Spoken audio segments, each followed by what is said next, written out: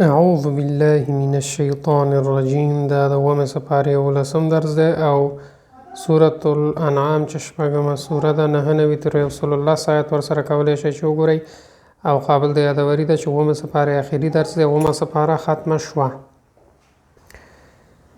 قنوان دانیه مفهوم د څه دی چې د غنچکو ځوړندو نه، یعنی مفهوم د ځوړندو خرما غنچکو نه مفهوم د څه دی.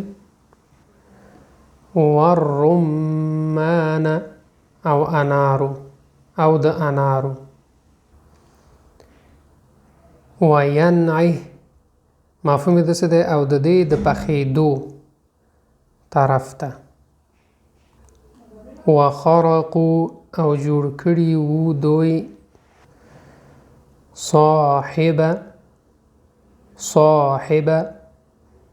صاحبه خزه.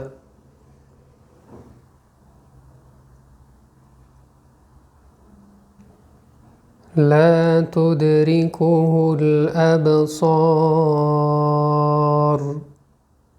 مفهوم دی څوک یې په سترګو نشي لیدلی.